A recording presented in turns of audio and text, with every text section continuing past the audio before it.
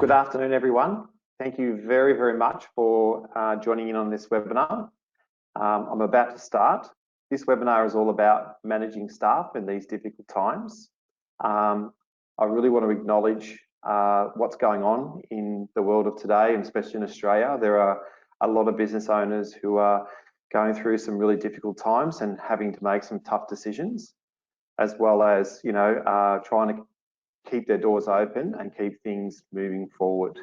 So today's webinar is being supported by the City of Moonee Valley, which we're very, very grateful for. And I just want to go through and explain what the City of Moonee Valley is trying to achieve. So with this COVID-19, there is a business support network that they're trying to build. They want to build and connect us business owners who live in the City of Moonee Valley. They want to build a connection where we can all collaborate together and to support one another. In conversation I've had with the City of Moonee Valley, they believe, and we also believe, that there is a great network and a team of experts that own and operate their own businesses within the City of Moonee Valley that can support other businesses.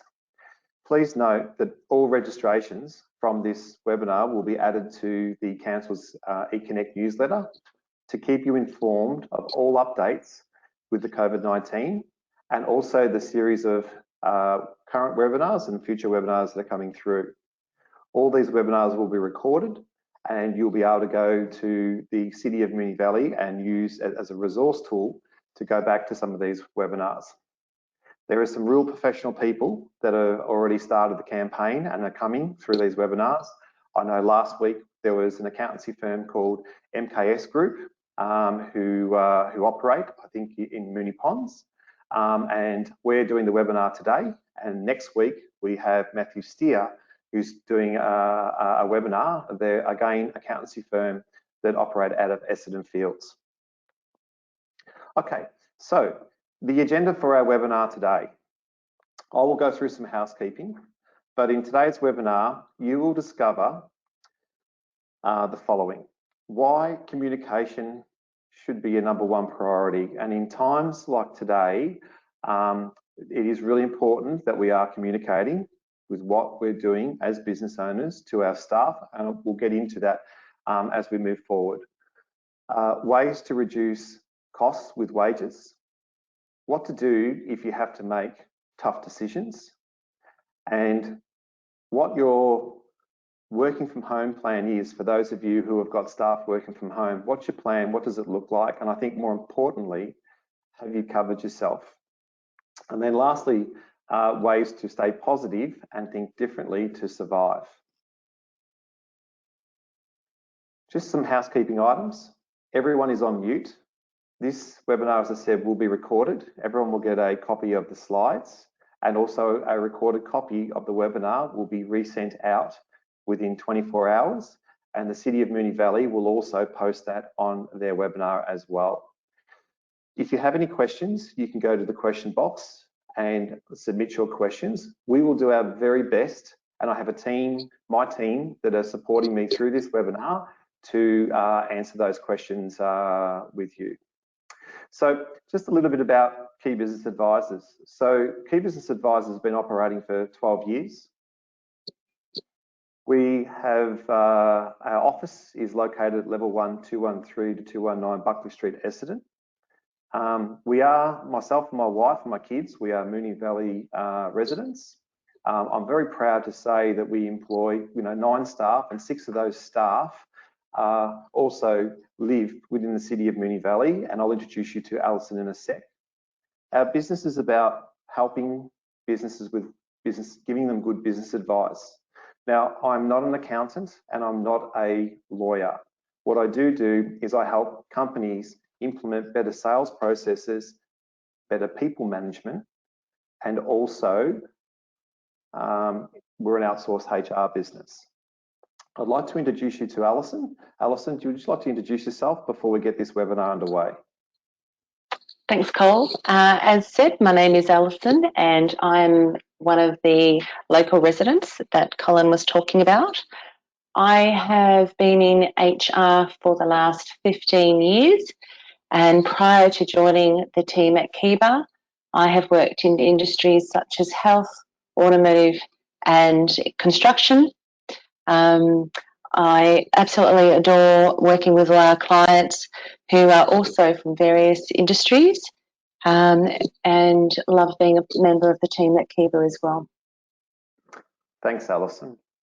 Okay, so our mission and our purpose, and I'm very big on mission, vision, and values, and you know why you're in business. And I think our mission has always been how we take businesses from good to great, and our purpose is to take customers on a journey to help them improve their business through all aspects of employee engagement and performance.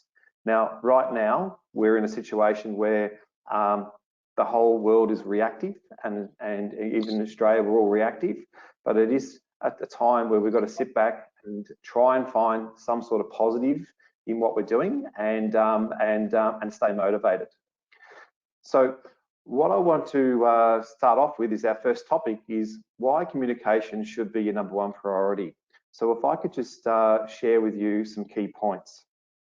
For me, your communication channels. So where are you seeking your advice from? And I think that's really, really important, and it echoes what City of Moonee Valley I spoke about before, about tapping into your local team of experts.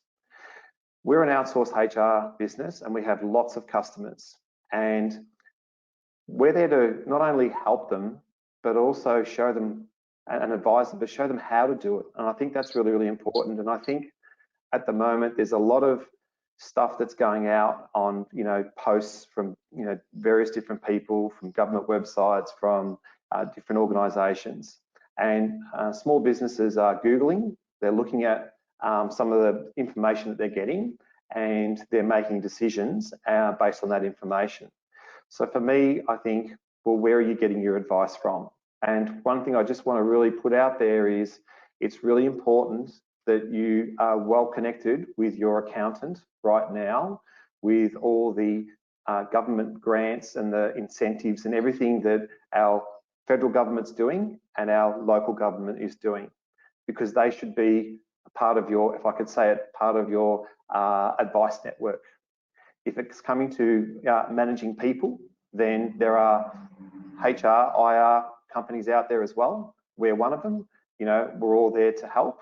If you are in trouble in relation to, you know, should I need to make my business unfortunately insolvent, or do I need help with getting people to pay, then, you know, there are professional lawyer firms out there and accountancy firms that can help you, guide you through that. So my message is, number one is you know, your number one priority is, if you are seeking advice, please make sure that you have a good network of advice that's advising you. And I think advice is one thing, but also showing you how to do it, because we've already seen people make quick decisions based on advice they've been given from some sort of post or a family or a friend, gone ahead and done it, and now there are consequences for doing that. I think so that support network is really, really important. Remember, your staff are just as scared as what you are, and we're in some trying times. So I think, you know, my advice is about, well, okay, what are you putting in place and we've got this Survive and Thrive campaign that we're running internally in our business and externally with our customers. So what are you putting in place to survive through the shutdown period, and then how are we going to come out and thrive at the other end? Now, already we've seen some of our clients that are fruiting big time from what's gone on, but we've also seen some clients that really need to make some quick decisions. And the key word out there, I think, at the moment is pivot. They're pivoting their business to other ways. But for me, I think it's about, well, okay, you need to think differently, and you need to surround yourself with people who are strong. Open communication is key for reassurance. So if you've got staff, and as I said, they're nervous, then, you know, you want to have that open communication and keep those channels open and keep talking to them. And, you know, this morning I spoke to a client, and he said, I'm really struggling with keeping my staff motivated. So it's a case of, well, okay, give them the reassurance, because that's what's really important. And you need to stay connected for their well-being. So if they're working from home and they're isolated, we need to be in communication, and I just call it a very simple check-in. And there's a lot of companies that are doing Zoom meetings and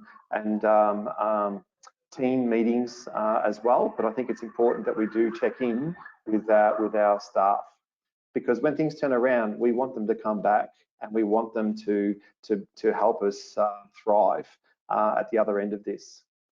And I know this is, you know, there's not many people at the moment that really feel a bit like celebrating the wins, but I think it is time to start celebrating the wins.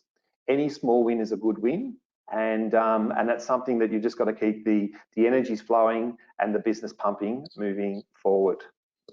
Okay, so I'm now going to hand you over to Alison Fletcher, who is one of our advisors. We have 4 great HR advisors in our business that, you know, do great work, and she's going to go through ways to reduce costs within wages. So over to you, Alison. Thanks, Colin. The first item that I have mentioned is casual staff or contractors. Casual staff are a lot less expensive to remove from your books. However, having said that, you would need to look at whether those casuals are genuine casuals, and what is a genuine casual as well. A genuine casual is an employee who doesn't have guaranteed hours, and there's no regular or systematic hours as well. You would need to be mindful if you have a casual on your books that may have been there for a long time, let's say 12 months, and they might have the option to sign the casual conversion clause and become a permanent employee. So before you decide to remove any casuals from your books, you would need to double check that. The reason why casuals are first on the list would be there's no payout figures for a casual compared to a permanent employment, one of your permanent employees.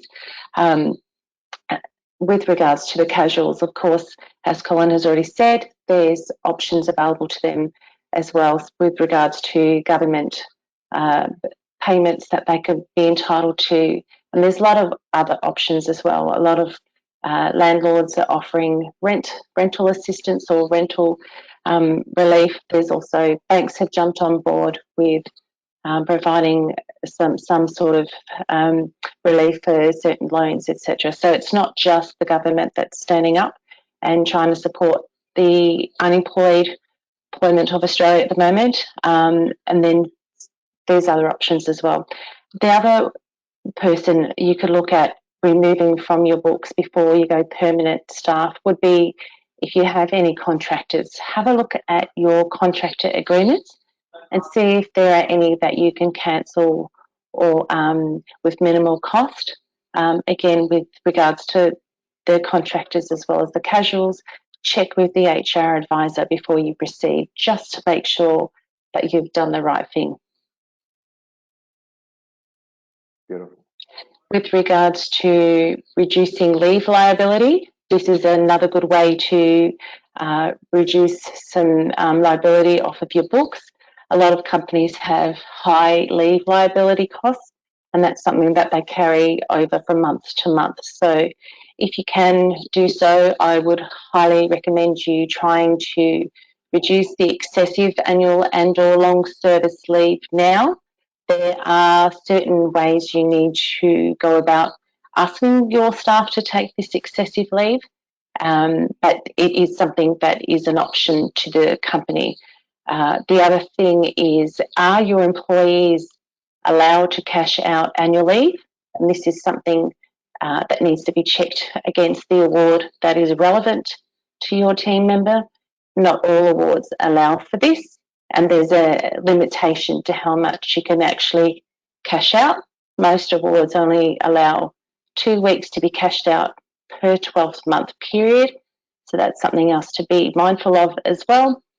And if the answer is no to either of the above 2 questions, you can also then ask your employees, just have a one-on-one conversation with them and see if they are willing to take some leave anyway. So even though they may not have excessive amount of leave, you might be able to get them to agree to take some paid leave regardless. So that's another option for you too.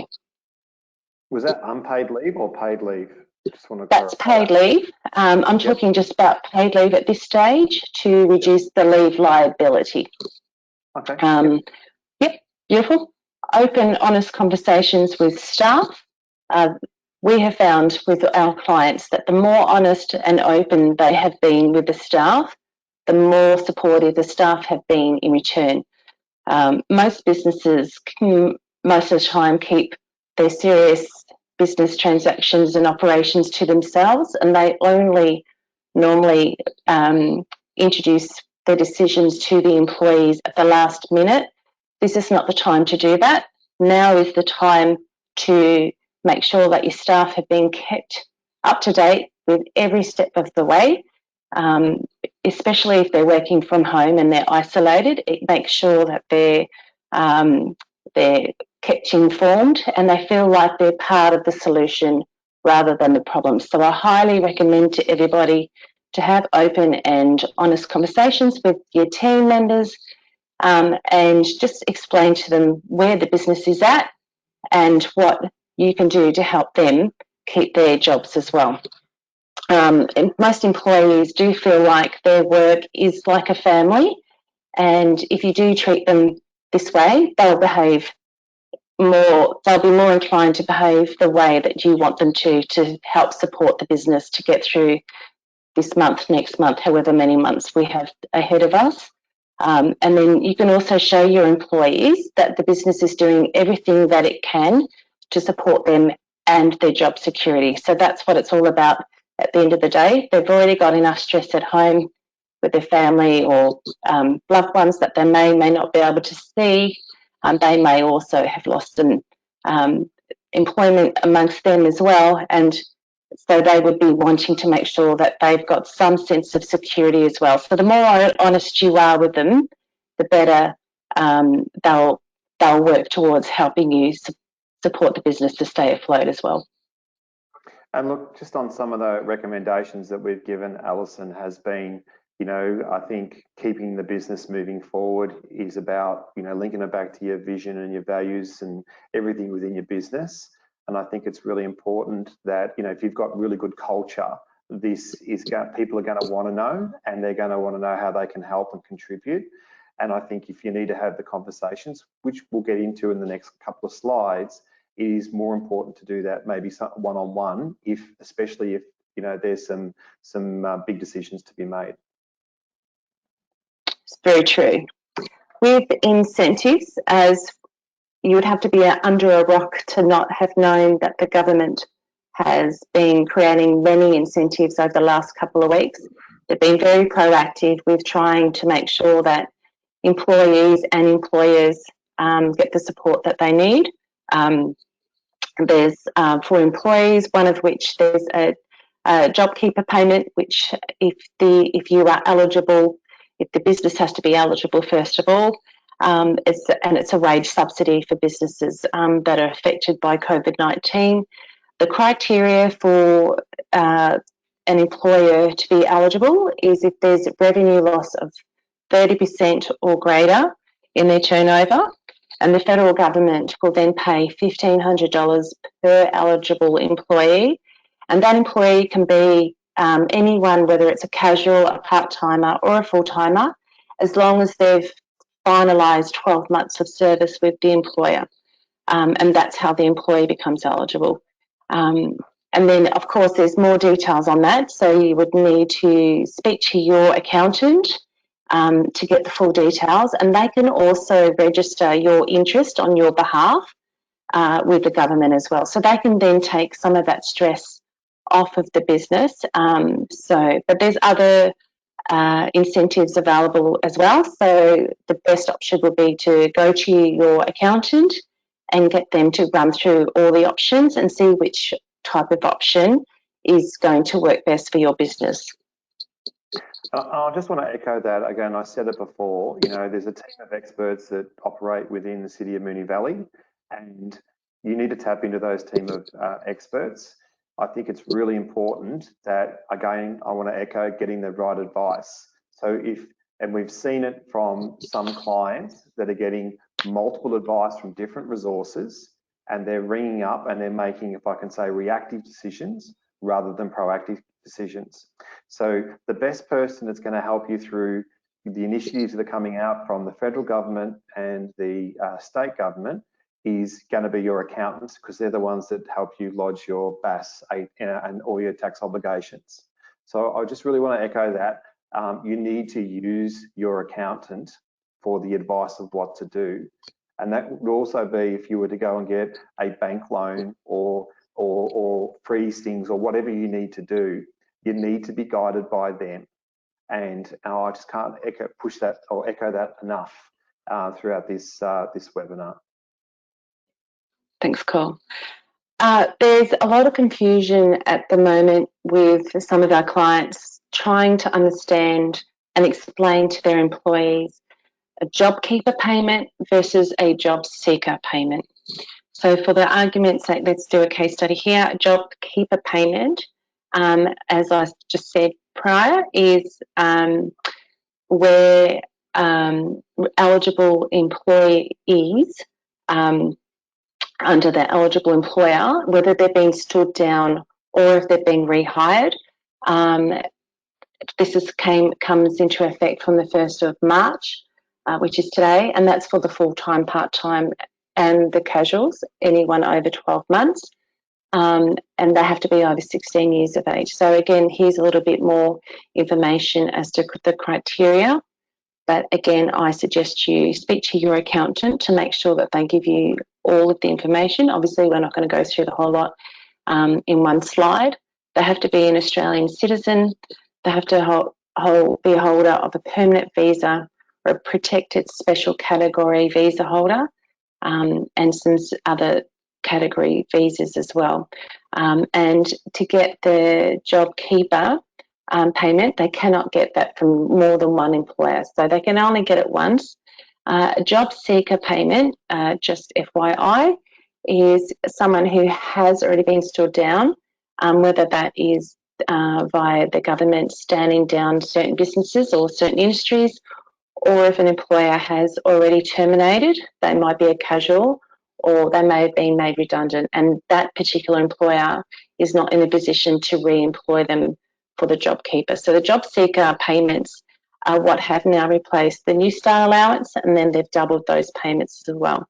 But that's something you can ask your employees to look into. They can go through their MyGov account, or they can contact Centrelink directly for those as well. So that's the difference between the two. And that's effective as of March 1 as well. Yep. Okay, very good. If we now have a conversation, Alison, I think that we've well and truly covered that. In topic 3, really want to talk about, what to do if you have to make those tough decisions. So can you give us your recommendations here, please? Absolutely. The first thing is try not to be reactive and be as proactive as you can. I know that sounds rich and it sounds crazy to some people, because right now everything is changing daily, if not hourly, and it's very difficult to try and keep up with everything that's changing, and businesses are under so much strain and pressure. It is a very stressful environment, but if you can just take a deep breath and sit back and speak to your accountant first of all, do your sums. Get your sums done, speak to your accountant. They are the best people to speak to. They know your business inside and out, or at least they should. And then they've got all the knowledge at their end to help support you best to try and work your way through this current crisis. And then if you speak to them, then they can give you the options. So they might give you options that you haven't actually thought about as yet. And the next point here that I've said is try not to be reactive under the current environment. Again, be as proactive as you can, take a deep breath, sit back, think outside the square as well. Colin said a magic word a couple of minutes ago, pivot. That's the new hot word of the week, and it's where companies are now thinking outside the square, and they're thinking of other ways where they can continue to do their business, but not in a normal way. So, for example, there was a beer company the other day that they've announced they're not making beer anymore, they are now making hand sanitizers, or there's certain high-end restaurants that are now doing home deliveries, and that's not something they've ever considered doing before. But to be able to continue to be in business, they're now thinking outside the square, and they're doing something differently, but still within their means.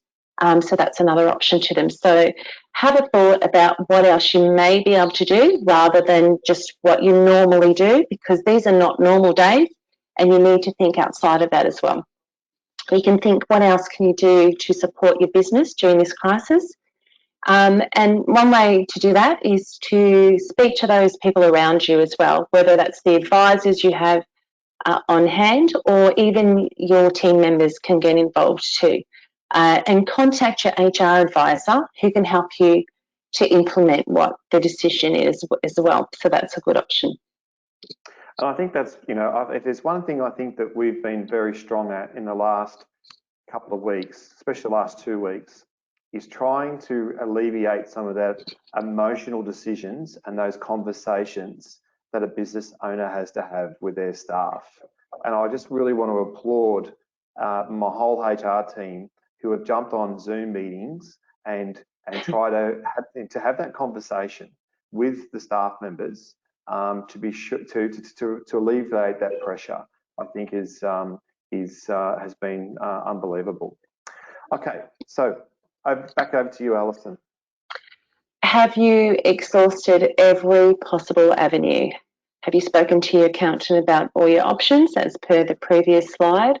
Have you also spoken to your staff? Right now, most staff want to be involved in helping the business survive, because it also means that they will survive. So I think you'll find the more you speak with them and get their options and opinions, the more robust the conversations can be as well. And do you have any investors, and can they help you? Some small businesses have backup investors, and whether that help is more financial or other types of support, I'm not sure, but get them involved as well if you've got some investors as well to help get you through this situation. I just want to also echo that there has been customers that have called us and said, we don't have the money, Cole, to pay our staff, or we don't have the money to make them redundant or dismiss them and pay them out. And again, this is about the support network and just ways that you might be able to trade out of that, and getting that professional advice and some ideas on what to actually do. Thanks, Alison. Open, honest conversations with staff. As I previously mentioned, the more open and honest your conversations, the more likely they will be on board with supporting the business. Again, if they feel they're involved, they'll feel like they are contributing and helping to support the business to get through this crisis. Don't leave them in the dark. As also said previously, under normal circumstances, most business owners don't share all the nitty-gritty with their employees, and you haven't had the need to do that prior. But right now is not the time to do that. Right now is the time to share as much with regards to this crisis as possible, so that you can help calm them down and that they can help support the business as well. A good HR advisor also should be able to help you with the stress levels, as Colin just said, and emotion in having these conversations. And that is something that not just we, but other companies also do, especially having a business owner who is struggling financially, but also struggling emotionally and mentally as well. So to have those conversations with their staff or their team members, their family, their work family, they find that really difficult, and that's something that we can help take on board and take that stress away from them as well. Thanks, reduction of hours versus redundancy. This is another option, before reduction of hours, you need to consider what you are allowed to do. A lot of people are talking about stand down at the moment, and I'd be very mindful of that because there's only certain criteria where an employer can stand down their staff, or when the federal government can stand down certain industries or certain businesses as well. So before you stand down anybody, seek some advice and make sure that you are legally allowed to stand your staff down. I would also check the awards that are relevant to your team and make sure, see what other options you have with regards to whether you may be able to reduce their hours, if there's any flexibility under the award. Fair Work have just provided an update with the clerical award, and there's greater flexibility in there now with regards to the conditions of the employee. So the employer has a little bit more leeway with the employee with regards to the conditions of their employment, but most other awards haven't been affected yet. So that's with regards to the awards. If you don't have any flexibility in the award to reduce your staff hours, it's as simple as having a conversation with them. And this is where it comes back to, if you have those open and honest conversations with them, they're going to be more open to the possibility of having their hours reduced. And then you can get an agreement from them that way as well. So it's really important to keep the lines of communication open. And I just want to add to that, because I think what's really important is, we've had I go back to, the culture of the business and people being engaged in your business, which is what we're all about as a company and the advice that we give. We've had some of our clients that have had those open conversations, and the staff have already come to them and said, if you need me to work 4 days a week, I'll work 4 days a week, and I'll take a non-paid annual leave day. Now, an employer can't do that. That has to be a staff that volunteers that, because there's some conditions around that. And I think, again, as we've echoed in this, it is about making sure that we keep people employed and we keep those open lines of communication. Redundancy is a really good conversation, Alison, and can you just give us a bit more information about redundancies and why it's important to make sure that you follow the guidelines of what a real redundancy is, because we've already seen it happen where people have made people redundant or stood them down, and it doesn't follow the rules of the industry award and what they should be doing. Sure. So a genuine redundancy would be where the position is no longer required to be performed by anyone. And that's one of the criteria. One of the other ones would be there's a change in operations, machinery in the workplace, and that, again, that affects that position being there. Or if there's a serious financial struggle within the business, they should be able to do a genuine redundancy. I would be mindful, however, to do a genuine redundancy for a couple of reasons. The first one would be, if it's a genuine redundancy, you cannot re-employ that position for a period of time. So if you made someone redundant today, for example, and let's say the world turns 360 on its axis, I don't know, and it all goes back to normal within the next couple of weeks, and you want to re-employ, you will not be allowed to re-employ that position for a period of time. So the genuine redundancy, once it's done, it's done. You can't replace up until a certain time. And the other thing I would be mindful of too is to get rid of someone, and I know a lot of companies are trying to consider to do this, but they're not considering the onboarding costs when they come out at the other end. It's a lot more expensive to onboard somebody than it could be to offboard them as well. So you need to make sure that you do all your sums before you go. And redundancy should be the very last checklist for you to have to go through as well. And we've also had a client or somebody ring into us and say, well, surely the government and Fair Work will make allowances with this COVID-19 with the redundancies. Like, surely they'll make allowances with this. What's your opinion on that? They won't be. The legislation's quite clear. Redundancy is a redundancy, so they're not going to say, oh, because of COVID-19. Just make sure, and this is where the HR advisors come into play, that it is a true and genuine redundancy, because if it's not, and you might think it's okay now, that ex-employee can then go to Fair Work and put in a claim and say that they've had adverse action taken against them, or they've been unfairly dismissed as well. So you have to be very careful. And I can only imagine the minefield that's going to happen once things get right for people who haven't done that right thing. Okay, let's go on to another topic now, which is what's your working from home plan? And I think, again, there are so many people that are, they've packed people's desks up, they've sent them home, and they're right, okay, we're following what we need to do with COVID-19 and what the government advice is. But from a protection point of view of a business, Alison, if you could share your tips on that, please. Yes, sure. Working from home policy, this is something that a lot of companies already have in place, but there might be a lot of extra companies at the moment who have never had to consider it because it was never something that was on their radar. Under the current environment, a lot of employees are now working from home, and part of that reactive rather than proactive, they may have been sent home with no plan in place.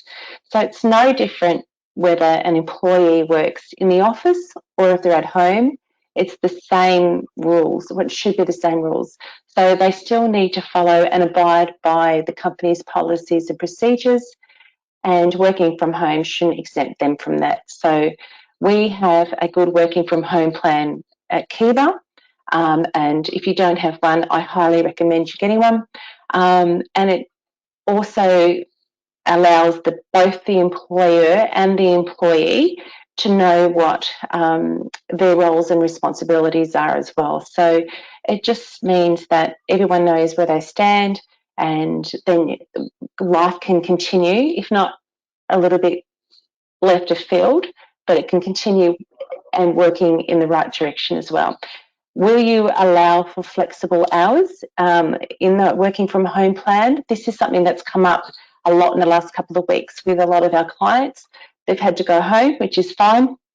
And they've also got family at home, and they might have young kids, for example, who may not be at school, or the preschool is closed down, or the school's shut early for the holidays, or whatever it might be. So that they might have young kids at home, and we all know that young kids may not necessarily be quiet when you want them to be quiet, and they want to have food, and they might need to have naps and stuff. So you need to take into consideration whether you can allow flexible hours to work around the family commitments.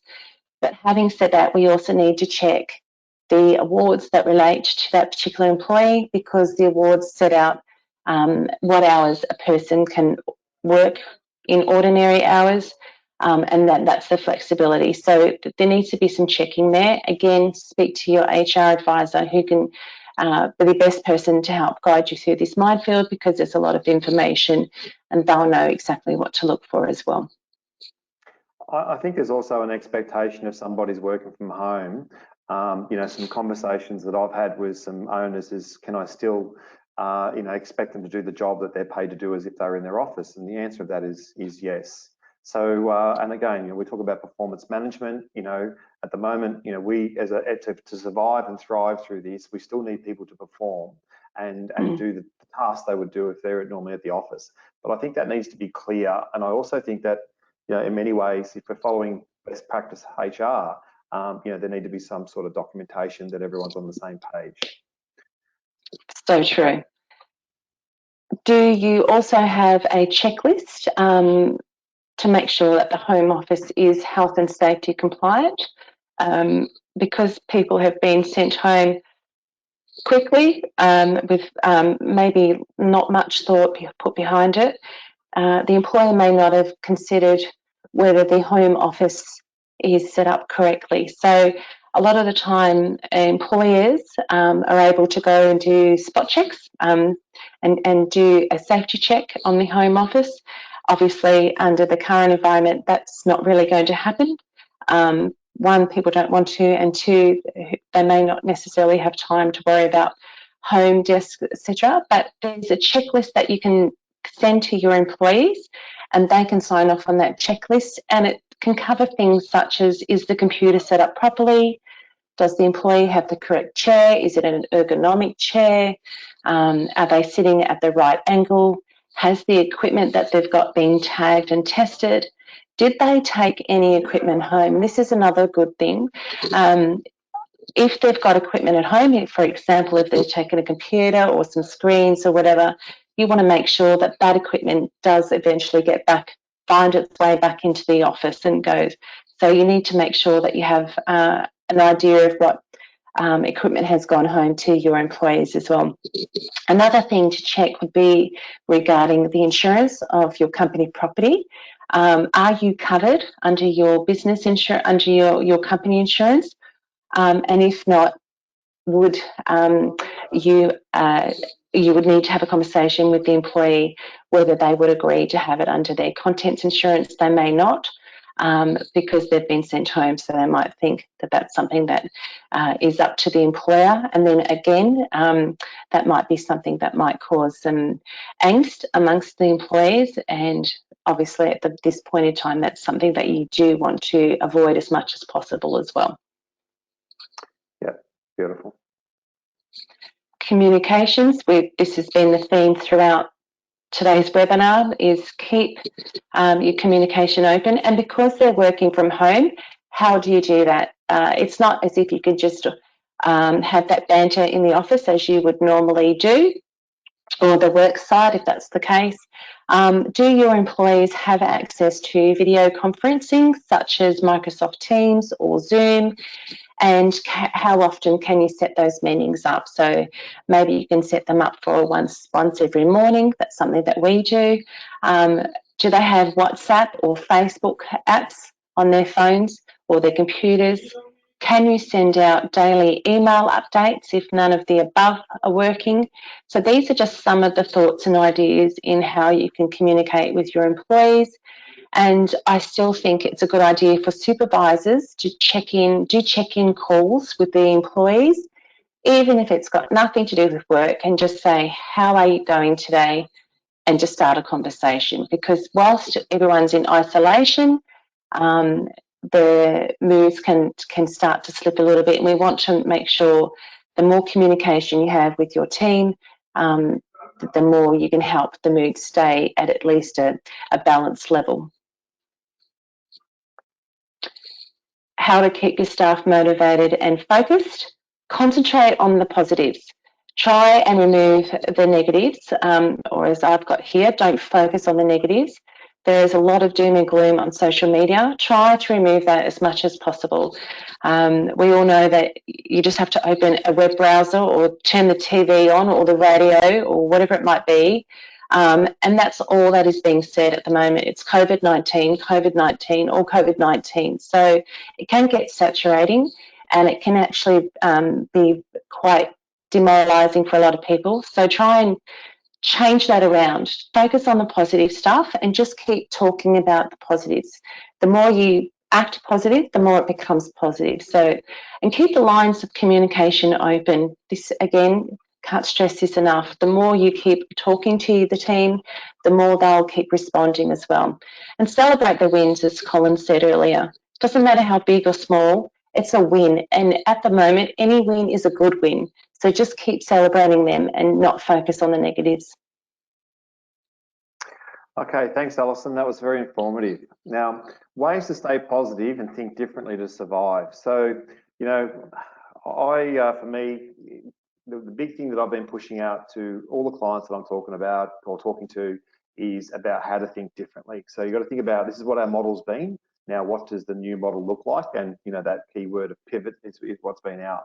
So my tips in summarising, you know, what to do to stay positive and think differently to survive. I think number one for me is it's time, as I said, to think differently. Think about the ways you've currently done, you run your business, and then how do we think differently? And again, brainstorming that with your managers or your team is the thing to do, or even brainstorm with a professional that specialises in helping businesses to grow. Act on your team's ideas and get them involved. So there's no point in creating an idea and the team gets involved and we don't follow through, because that will disengage them. So I think any idea is a great idea. Get that team commitment, get them involved, and then let's create. The thing for me, it's about creating project. Okay, so how do we get through the next 2 weeks, the next 4 weeks, the next 8, 12, and then get to the other side? You must be a leader with a clear strategy of communication in your business. And I've always said to every business owner that I meet, you need to have 2 things to run a successful business. Number 1 is sheer determination, right? And the other is resilience. How much resilience can you take? And we are in a position right now where this is going to test a lot of people about their determination and their resilience. So I think, the emotions of a business owner is about staying focused and trying to keep calm, if I can just say that. And I think, this is where you need to use your professional network that I've talked about at the start, engaging with your HR advisor, your accountant, your network that's going to keep you running through the challenge, even your bank manager. In today's challenging times, it is about creating some change, because we're forced to create the change, and some diversity. And as I mentioned before, pivot is the buzzword. I think you need to think about how to better communicate to your customers. So right now, I think we can't lose our customers. We need to make sure that we're staying in contact. I will let them know that we're in business. And where I see a lot of businesses that have been caught out is they don't really have a really good marketing strategy or communication strategy. So I think that's important that you get that out there as best as you possibly can with social media and putting out some posts and stuff like that. Let them know you're in business, and if you are creating some sort of change or pivot, then let them know what you're doing. And I did a webinar on Monday with an organisation called BSO Digital, and what we talked about is, well, okay, how do you start getting some of your product and services online? Because people still need to shop. You need to think about, well, there's my next point, the online marketing strategy. So what does that look like? And again, that's something I work very closely with companies in putting that together, and then getting companies like BSO Digital to actually help them with that strategy. To me, it's about having really good insight and foresight. And I'm sure that I am not the only business owner that is awake from 2 to 4 in the morning every night, thinking about what do I need to do today to stay in business, and what does the foresight look like.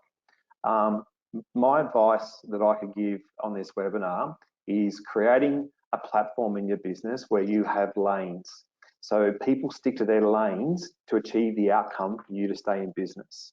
And if I explain that, in our business, I'm the person that's doing the communication with our clients, with the webinars, and any person that needs help. That's what I'm doing. And then the advice line is going down the path of Maya in my business and Alison on giving that sound advice to our customers. And then we have Lily, who's doing policies and helping people with the documentation.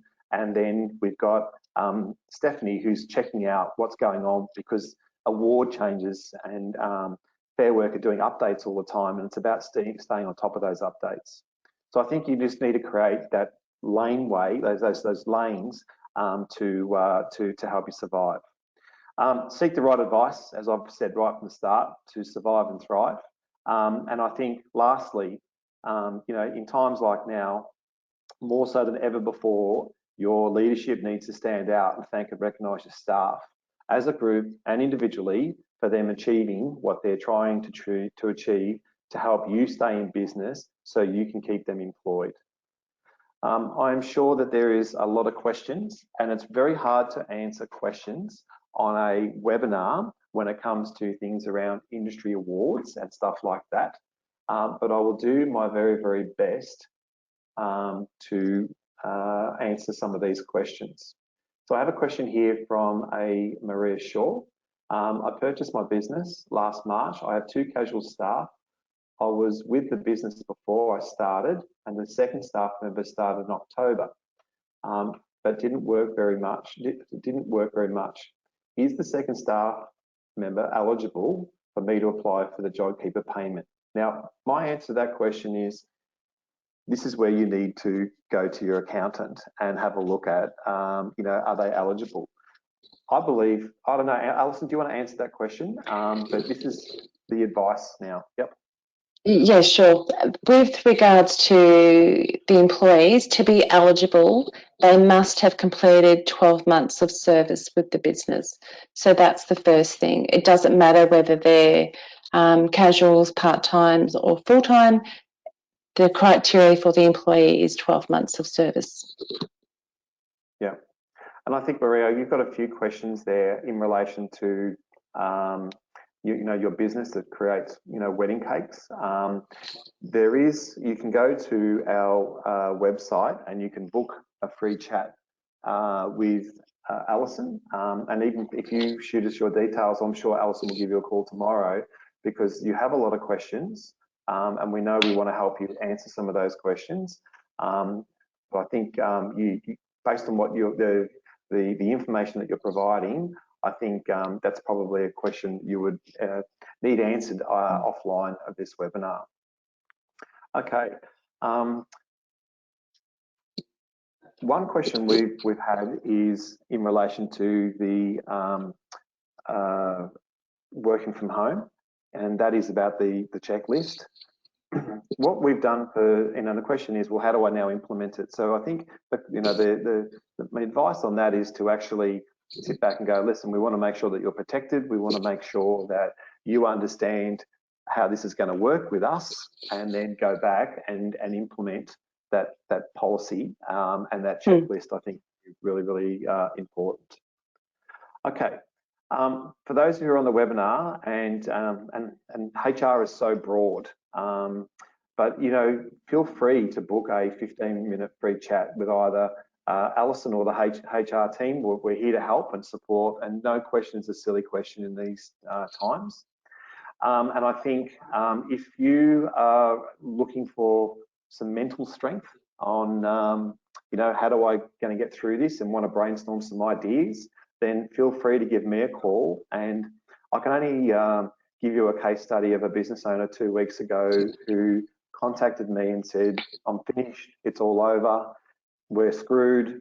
And just by communication with that particular business owner, if I can say I got him to calm down a little bit, let's rethink the strategy, let's get back in contact with your advisor network, let's work on this, you can get through this. And it was only yesterday I did a check-in with this particular business owner, and he was riding his bike with his kids behind him or in front of him while he was talking to me. So and it was a great outcome. So I really can't push hard enough about finding your network that's going to help you get through these times.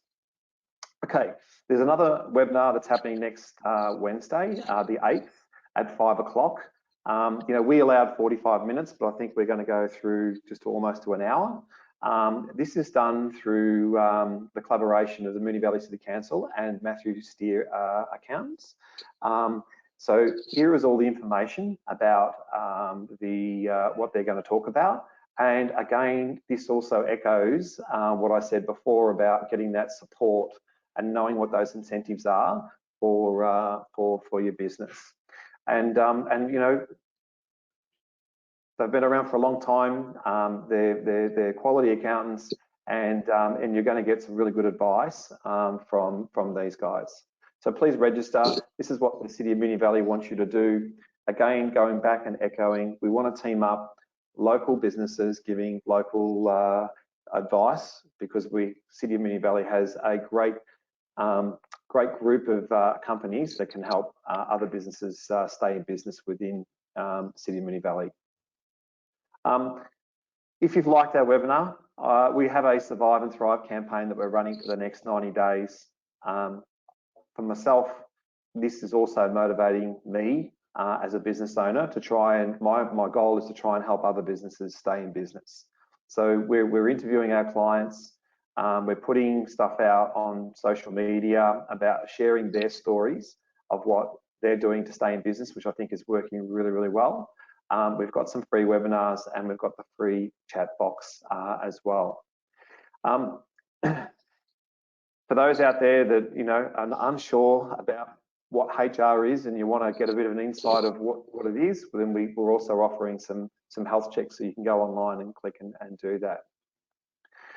Lastly, I want to finish off by saying it is all about we must protect you know, yourself and your family, and again, it is important to following the rules that our government is insisting that people stay at home as much as possible, and make sure that we're doing our bit to not spread this virus. I really hope you've enjoyed this webinar.